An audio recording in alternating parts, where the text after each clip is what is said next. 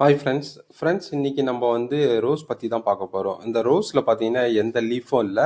இதை வந்து நம்ம எப்படி க்ரோத் பண்ணலாம், நீங்கள் புதுசாக பிளான்ட் வாங்கியிருப்பீங்க, அது எப்படி நீங்கள் க்ரோத் பண்ணலாம், நீங்கள் ட்ரான்ஸ்ஃபர் பண்ணதுக்கப்புறம் பார்த்தீங்கன்னா இந்த பிளான்ட்டை வந்து எப்படி க்ரோத் பண்ணலான்னு இன்னைக்கு பார்க்க போகிறோம். வாங்க வீடியோக்குள்ளே போகலாம். ஃப்ரெண்ட்ஸ், இதில் பார்த்தீங்கன்னா 1 லிட்டர் தண்ணி எடுத்திருக்கேன். அதில் வந்து நம்ம ஃபெர்டிலைசர் பார்த்தீங்கன்னா ஒரு கிராம் எடுத்திருக்கேன். இந்த 1 கிராம் எடுத்துட்டு அதுக்கப்புறம் பார்த்தீங்கன்னா 2 to 3 டேஸ்க்கு ஒன்ஸ் நீங்கள் இந்த மாதிரி ஸ்ப்ரே பண்ணி விட்டுறணும். அந்த தண்ணி மீதி இருந்துச்சுன்னா வேறு எதனா ட்ரான்ஸ்ஃபர் பண்ணிச்சிங்க, திருப்பி ஒரு 2 days 3 days கழிச்சுட்டு நீங்கள் இதே மாதிரி ஸ்ப்ரே பண்ணிக்கலாம் அந்த தண்ணியை. இல்லை வேறு எதாவது பிளான்ட் இருந்தால் அந்த பிளான்ட்டுக்கு நீங்கள் ஊற்றியும் விடலாம்.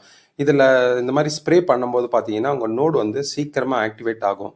இந்த நோடு ஆக்டிவேட் ஆனதுக்கப்புறம் பார்த்தீங்கன்னா நம்ம ஃபுட்டை வந்து நம்ம நார்மலாக வந்து ஸ்ப்ரிங்கிள் மாதிரி பண்ணிக்கலாம்.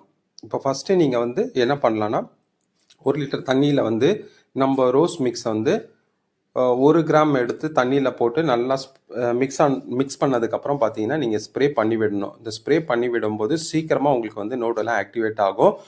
அதே மாதிரி நீங்கள் புதுசாக பிளான்ட் இருந்தாலும் சரி, பழைய பிளான்ட்டை நீங்கள் கட் பண்ணி விட்டு நீங்கள் இந்த லீஃப்லாம் வந்து எடுத்து விட்டாலும் சரி, நீங்கள் இதே மாதிரி ஸ்ப்ரே பண்ணிகிட்டே வந்தீங்கன்னா உங்கள் க்ரோத் வந்து பார்த்தீங்கன்னா சீக்கிரமாக நடக்கும். அதுக்கப்புறம் பார்த்தீங்கன்னா நம்ம ட்ரென்ச்சாக வந்து நம்ம ஃபுட் ரோஸ் மிக்ஸ் வந்து கொடுத்துடலாம். இது பார்த்தீங்கன்னா நம்ம மல்லி பழைய பிளான்ட்டு, இது இப்போது கண்டிஷன் வந்து நீங்கள் பார்த்துருப்பீங்க சரிங்களா. அந்த தண்ணி வந்து நீங்கள் வந்து கீழே நீங்கள் ட்ரென்ச்சில் கொடுக்காதீங்க. ட்ரென்ச்சில் ஆல்ரெடி ஈரமாக இருந்தால் மட்டும் கொடுக்காதீங்க. இல்லை ஈரமாக இல்லை அப்படின்னா நீங்கள் கண்டிப்பாக நீங்கள் கொடுக்கலாம். ட்ரென்ச்சாக ஒரே ஒரு வாட்டி மட்டும் கொடுத்துருங்க. அதுக்கப்புறம் வந்து ஃபுல்லாகவே ஸ்ப்ரே தான் கொடுக்கணும். எப்போ உங்களுக்கு 2 லீஃப் வந்து வெளியே விசிபிள் ஆகுதோ அது வரைக்கும் நீங்கள் வந்து ஸ்ப்ரே பண்ணிகிட்டே வர்றவங்க அந்த க்ரோத் பார்த்தீங்கன்னா ரொம்ப சூப்பராக இருக்கும். ஏதாவது டவுட்ஸ் இருந்தால் கமெண்ட் செக்ஷனில் சொல்லுங்கள் ஃப்ரெண்ட்ஸ்.